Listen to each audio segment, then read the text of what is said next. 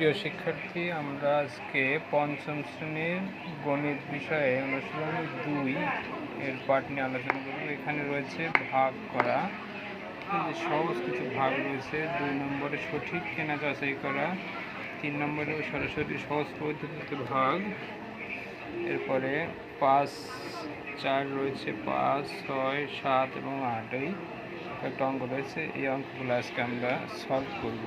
দেখা যাক। প্রথমে আমরা চলে আসি 1 নম্বরের ভাগ।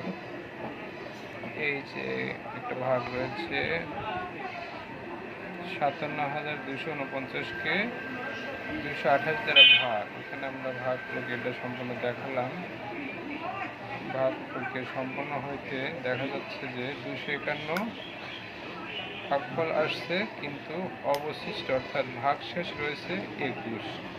এই যে এই অঙ্কটা আমাদের সম্পূর্ণ হয়ে গেল। এরপরে আমরা দেখব 2 নম্বরে। এটা একটা সহজ প্রক্রিয়ার ভাগ, 695 ভাগ 10। তাহলে 10 দিয়ে আমরা ভাগ করলে সহজেই করতে পারি। 69 হবে এবং ভাগশেষ এখানে কিছু থাকবে, সেটা হচ্ছে ভাগশেষটা হচ্ছে 5, সহজ পদ্ধতি। আরেকটা ভাগ আমরা দেখাবো সহজ পদ্ধতি।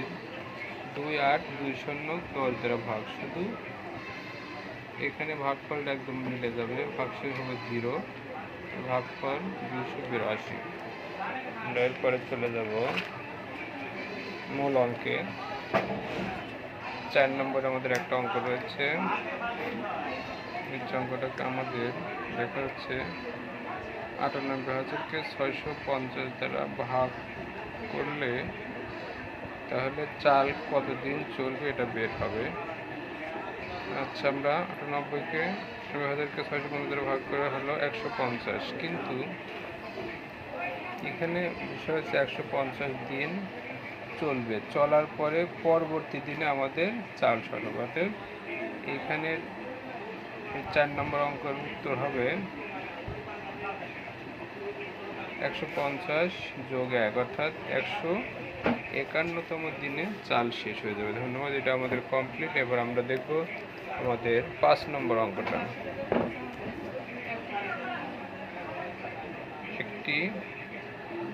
এবারে আমরা দেখছি 5 নম্বর একটি বই তৈরি করতে কাগজ লাগে 128টি। এখন 60,000 তা কাগজ দিয়ে কতগুলো বই তৈরি করে। তাহলে আমরা 60,000-কে 128 দ্বারা ভাগ করবো। সরাসরি ভাগ করে দেখা যাচ্ছে যে এখানে আমাদের ফলাফল আসছে 468 এবং অবশিষ্ট রয়েছে 76। তাহলে এখানে অবশিষ্ট 76, তাহলে এটার ফলাফল 468 এবং এর অবশিষ্ট 96। এটা সঠিক হয়েছে। এবার আমরা চলে যাব 6 নম্বর একটি ইম্পর্টেন্ট অঙ্ক। এই যে অঙ্কটা 200 টাকা লাভ হলো, এই টাকা আমরা তাহলে এখানেও সরাসরি ভাগ রয়েছে। যদি 200-কে 800 দ্বারা ভাগ করি তাহলে বের হবে ওই কোম্পানির কর্মচারীর সংখ্যা। আমরা ভেদ করলাম 119 জন। এখানে 800 দ্বারা ভাগ করা হয়েছে, সুন্দর করে মিল হয়ে গেল। ওই যে অতএব ওই কোম্পানির কর্মচারীর সংখ্যা হচ্ছে 119।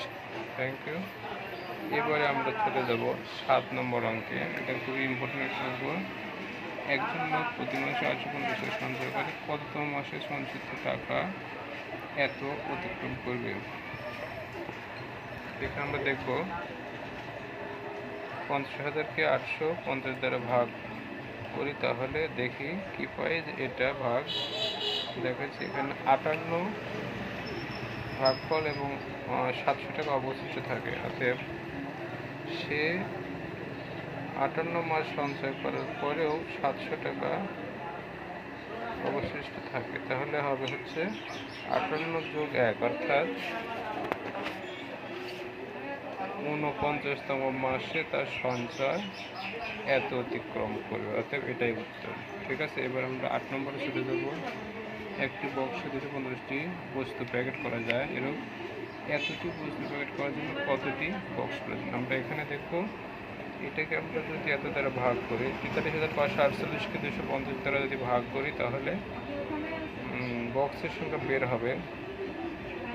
আমরা 250 দ্বারা ভাগ করলে যদি 174 ভাগ করলে হলো, কিন্তু এখানে অবশিষ্ট 48। অতএব 174টি বক্স বানানোর পরেও আরেকটি বক্স লাগবে। অতএব 174 যোগ 1 সমান 175টি বক্স এতটি বস্তু প্যাকেট করা যাবে। তো প্রিয় শিক্ষার্থী বন্ধুরা, আজকের মতো এ পর্যন্তই। আমরা অনুসরণী 2 এর অঙ্কগুলো সলভ করে দিলাম। তবে আজকে আমরা ধন্যবাদ জানাচ্ছি।